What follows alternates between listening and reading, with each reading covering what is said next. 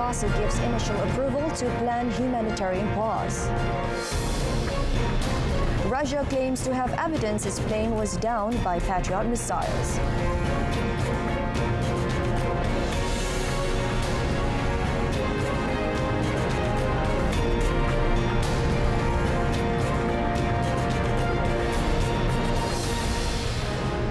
Good afternoon, you're watching World Today with me, Shuhaida Arifin. Hamas has given its initial approval to a planned humanitarian pause in its war with Israel and a hostage prisoner exchange. Qatar's Foreign Ministry spokesman Majid Al-Ansari said the meeting in Paris succeeded in consolidating the proposals, adding that the proposals has been approved by the Israeli side. Mediators push ahead with the peace efforts as fighting rage in Gaza and as Qatar-based Hamas leader Ismail Haniyeh was expected in Cairo for talks on Thursday or Friday. Ansari said that there were hopes of good news about a new pause in the fighting in the next couple of weeks. But the source close to Hamas said there's no agreement on the framework of the agreement just yet. A Hamas source said the three-stage plan would start with an initial 6-week halt, 2-day fighting that would see more aid deliveries into Gaza. The source said only women, children and sick men over 60 held by Hamas would be freed during that stage in exchange for Palestinian prisoners in Israel. There would also be negotiations around the withdrawal of Israeli forces, with possible additional phases involving more hostage prisoner exchanges. Meanwhile, Gazans released from Israeli detention on Thursday displayed injuries at a hospital in Rafah and said they had been abused by the jailers. Israeli soldiers have rounded up scores of Gazans during the month-long ground offensive in the territory, holding them without charge before releasing some in groups. Khalid Al-Nabrusi, a resident of the southern Khan Yunis area, was among those freed on Thursday. Wearing a neck brace, he claimed that Palestinians had been tortured relentlessly. بداية ما اتخذنا لغاية ما روحنا والتعذيب ما وقفش. حتى المكان اللي بحطونا فيه النام بدخل علينا كلاب. برد وبحطيه حرام واحد بدفيش أي شيء. بدير عليه مية. فحياة كانت أمور صعبة جدا جدا. تعرضنا لتعذيب ما مرش ما شفتوش في حياتي. أنا قعدت 7 أيام. أول 3 أيام 72 ساعة ممنوع منعا باتا لا تأكل ولا تشرب ولا تفوت حمام ومربط ومجمع على مدار الوقت كل أسبوع. The Gaza Crossing Authority said 114 detainees, including 4 women, were sent through Israel's Kerem Shalom crossing on Thursday. The group included Mohammed Al-Ran, head of the surgery department of the Indonesian hospital in northern Gaza. Ran was taken by soldiers who stormed the hospital 2 months ago. Similarly to Gazans released previously from Israeli detention, they showed wounds on their wrists while one man had cuts on his head. The United Nations human rights representative in Palestinian territories told reporters last month of the horrific conditions faced by the Gaza detainees. Ajit Sangay said thousands of Gazans have been detained by Israeli forces since the war erupted on October 7th and are held in unknown locations. Several wounded Palestinians and their families boarded a Qatari plane for treatment abroad after passing the Rafah border crossing with Egypt. Mothers accompanying their children were transferred in ambulances to Arish Airport in Egypt's northern Sinai, where they boarded a plane taking them to Qatar for much-needed medical treatment. شعوري كباقي أي حدا عنده جريح مش كأم إنه حدا ينقذ حياة مريض. أول إشي هي يعني من أساسيات الحياة دائما حفظ النفس. فالواحد لما يطلع ليحفظ نفسه خصوصا لما يكون صغير يعني إشي كتير. هذا من فضل الله وكرم وجوده وجبره لأهل قطاع غزة اللي طلعوا بس يعالجوا أهاليهم برا أو جرحاهم برا. إحنا كنا في ليلة عادية، مرة واحدة أجت الدبابات بدون أي سابق إنذار. كنا قاعدين في الكرفانة، أجت خبطت علينا وأنا بابا وأختي الصغيرة استشهدوا وأنا تصوبت في عيني، صار في عندي ضخ دم من أثر الدباب.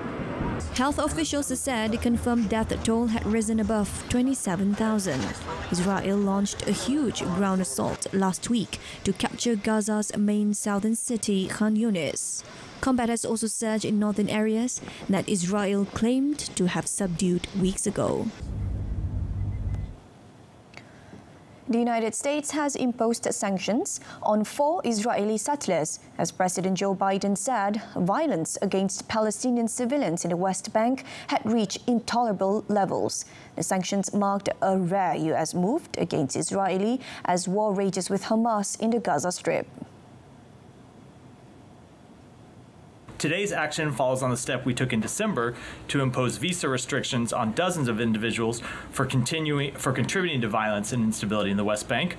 There is no justification for extremist violence against civilians, whatever their national origin, ethnicity, or religion.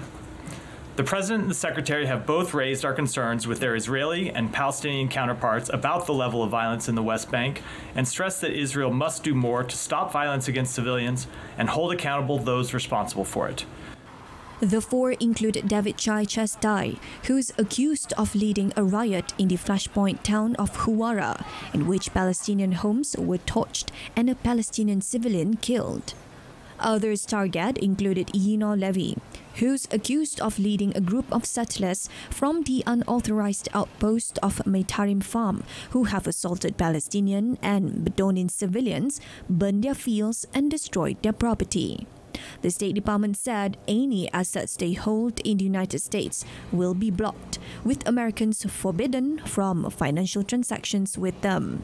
About 490,000 settlers live among approximately 3 million Palestinians in the West Bank, in settlements that are considered illegal under the international law.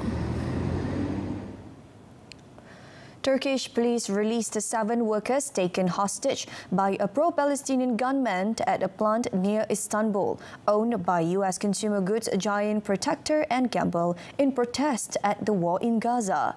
Local officials said police staged a raid nearly 9 hours into the standoff when the lone gunman took a bathroom break. Local Governor Seda Yavuz told reporters that the man was detained unharmed. The man's aim was to stop Israel's massacre in Gaza and to open the Rafah Gate in Egypt for delivery of the humanitarian aid for trapped civilians. Photos and videos of the assailant shared online by one of the hostages showed a man holding a gun with what appeared to be a suicide vest strapped to his chest. He was standing next to a drawing of the Palestinian flag and the words, "The door will be open for Gaza," painted on the wall in red. Yavuz said the man was carrying 2 guns and appeared to have explosives strapped to his chest.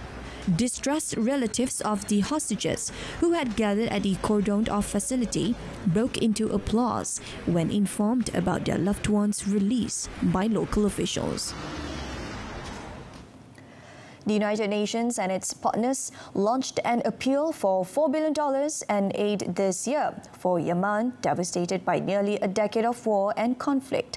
The UN Office for the Coordination of Humanitarian Affairs said its 2024 humanitarian response plan requires $2.7 billion for life-saving assistance and protection services. A further $1.3 billion was needed for sustainable development. The urgent support was needed for over 18.2 million civilians in Yemen, who have faced tremendous suffering daily for more than 9 years due to the conflict, economic deterioration, severely disrupted public infrastructure and services, as well as climate change. The Arabian Peninsula's poorest country has been gripped by conflict since the Iran-backed Houthi overran Sana'a in 2014, triggering a Saudi-led military intervention in supporting of the government the following year. Hundreds of thousands of people have died directly from the fightings or from indirect causes such as lack of food in what the UN has called one of the world's worst humanitarian crises. Office for the Coordination of Humanitarian Affairs, OCHA, said 17.6 million people are estimated to face acute food insecurity in 2024, adding that the situation continues to worsen. Ukraine hailed the European Union's approval of a major aid package on Thursday and said it hoped the US would follow suit and unlock financing it called critically important for economic stability as its war with Russia approaches a third year. First Deputy Prime Minister Yulia Sviridenko said the government expected this year to receive 18 billion euros of the 50 billion euro four-year EU package approved on Thursday. The first tranche of 4.5 billion euros is expected in March. She added that partners' aid is critically important to maintain this stability and that she expected the United States to follow the example of the EU. President Volodymyr Zelensky said the decision would strengthen long-term economic and financial stability. Ukraine is reliant on financial support from its Western allies to finance its pensions, public sector wages, and social and humanitarian spending with Western money.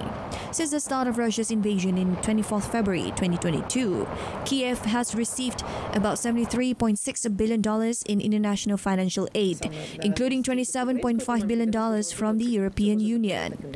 The government also needs financial support from the United States to be able to cover its budget gap of about $37 billion this year.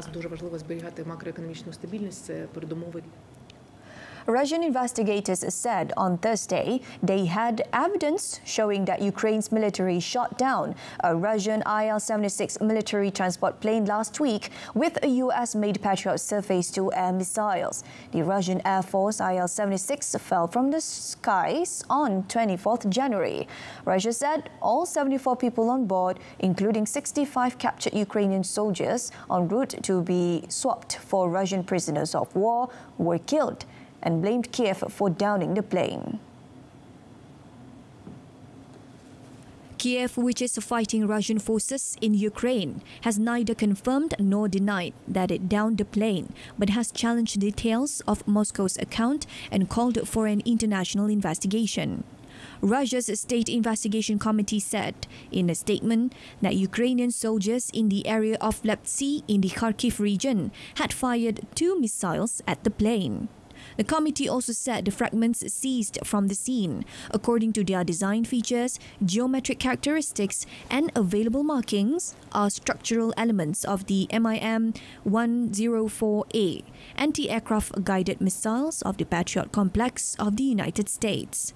Russia said on Friday it had recovered Ukrainian identity documents and tattooed body parts from the crash site near the Ukrainian border. Ukraine did not immediately comment on this statement by the investigative committee. Australian Defence Minister Richard Marles said on Thursday that the country will send a team to its neighbour New Zealand to brief the new coalition government on the AUKUS defence agreement. The announcement came as New Zealand's foreign and defence ministers met with their Australian counterparts in Melbourne as part of their inaugural meeting. We face a world of increased... AUKUS is a trilateral security pact between Australia, the United Kingdom and the United States signed in 2021. Pillar 2 of the AUKUS Pact is separate from the first pillar designed to deliver nuclear power attack submarines to Australia, but what any new agreement would entail is not yet public. New Zealand has had a nuclear-free policy since 1980s, damaging defence ties with the US, and there has been no indication this will change. And finally, we have agreed to send a team to New Zealand very shortly to brief New Zealand on developments in relation to AUKUS and particularly AUKUS Pillar 2. I think the content and the manner in which we have spoken today really does reflect two countries which have a very shared view of the world and a shared sense of how both of us need to go about our business in terms of working in the world. North Korean leader Kim Jong-un inspected a shipyard and underscored the importance of a strong naval force in war preparations. State media KCNA said Kim's visit is being made public after North Korea tested its new submarine-launched cruise missiles SLCM on Sunday, firing an upgraded missile for the second time in a week and accelerating its Navy's nuclear armament. Still photos released by KCNA showed Kim looking around the shipyard with his officials. KCNA cited Kim as saying that strengthening naval force is the most important issue in pushing ahead with war preparations during his visit to Nampo Dockyard, a military shipbuilding base also referred to as Nampo. KCNA said Kim was briefed on various warship constructions for a new huge plan decided by the North Korean leadership without elaborating. Kim Jong-un's recent military actions and a significant departure in ideology has worried watchers. North Korea has also claimed a test of a new solid-fuel missile and its underwater attack drones, which can supposedly carry a nuclear weapon since the start of January. Now, at least 2 people were killed in a fire that resulted from a gas explosion in Kenya's capital, Nairobi, on Friday. A local newspaper citing police also said at least another 165 were injured in that incident that occurred minutes to midnight. Government spokesperson Isaac Maura said on social media platform X, formerly Twitter, that the fire in Nairobi's Embakasi neighborhood started just before midnight at a gas refilling company whose building was badly damaged. Footage from the scene of the fire showed firefighters battling blaze in several areas as one body covered with a blanket lay on the ground nearby. A local official said victims were being evacuated. A total number of casualties have yet to be confirmed, but panic has gripped the area surrounding the fire as many people are feared dead or injured.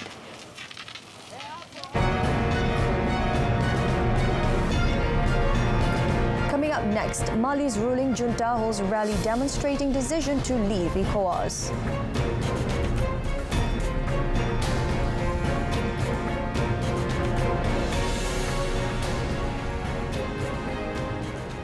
Mali's capital saw a subdued rally on Thursday as the junta demonstrated support for its decision to leave the Economic Community of West African States, ECOWAS.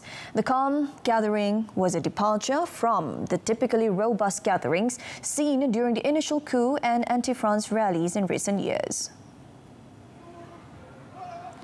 Government officials stood solemnly for the national anthem, surrounded by young boys in red berets holding Mali, Niger and Burkina Faso flags, symbolizing solidarity among the 3 nations. Soldiers saluted and a small crowd danced with restrained enthusiasm behind barriers. The rally's attendance paled compared to previous gatherings, reflecting a mixed response from the public to the junta's decision amidst a backdrop of deteriorating regional unity, potential economic fallout, and growing influence from external powers like Russia. While the departure could disrupt trade worth nearly $150 billion a year and affect millions who benefit from visa-free travel within the bloc, the junta leaders assert their stand against what they perceive as the West African bloc's deviation from its founding principles and the influence of foreign powers. Kosovo Serbs in the ethnically divided town of Mitrovica were able to carry on using Serbian dinars on Thursday after the government allowed a transitional phase before the currency is fully outlawed under a ban.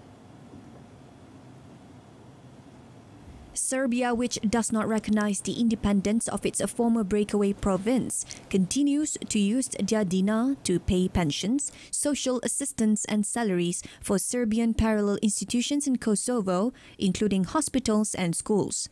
The central bank said early this month that all payments in Kosovo should be done only in euros, suggesting that the Serbian dinar would not be used from 1st February. But after calls by the US, Italy, France, Germany and Britain, known as the Quint Group, to suspend the decision, the Kosovo government on Wednesday said it would allow a transitional period, although it did not define how long that would be. Kosovo's official currency is the euro, but most of its Serb-minority community also uses the dinar as part of their refusal to recognize Kosovo's statehood. Serbia still does not recognize Kosovo's 2008 independence, and the northern region, where half of the 100,000 Serb minority lives, has witnessed frequent ethnic violence. Argentines flocked to public showers in Buenos Aires to cool off as a relentless heat wave gripped the country. With temperatures reaching up to 36 degrees Celsius, residents seek respite from the oppressive heat and communal showers became a heaven. The Argentine National Meteorological Service this week issued a weather alert for extreme heat in most of the country. In the city of Buenos Aires and its surroundings, maximum temperatures are expected to reach 38 degrees Celsius in the coming days.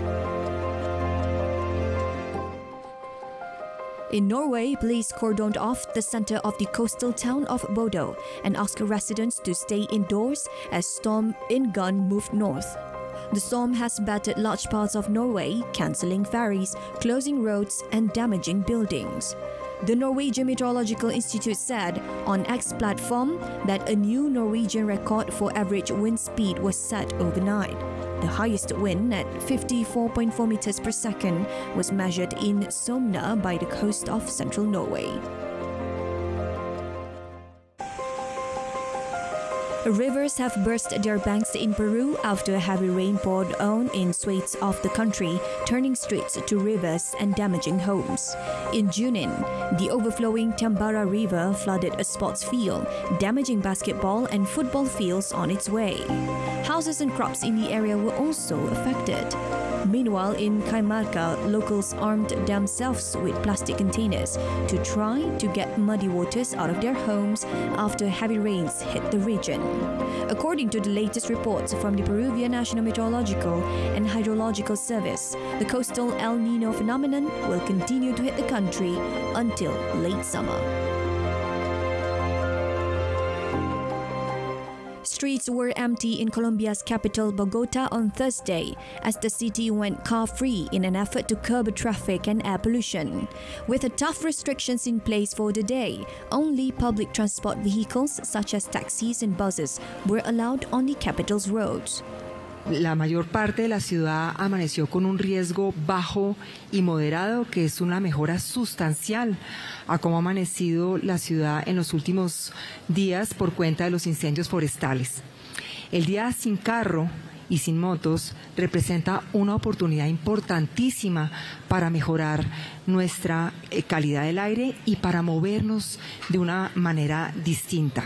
Thursday's car-free days comes a week after the capital was shrouded in smoke from nearby wildfires.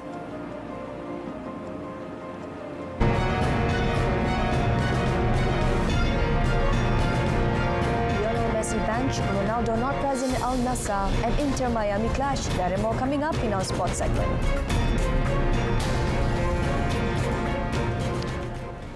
Right, we begin our sports segment with football. Kobbie Mainoo scored a 97th minute winner as Manchester United beat Wolverhampton Wanderers 4-3 at Molineux in a Premier League classic. The Red Devils' dramatic win at Wolves last night cut the gap to the top 5 to 8 points.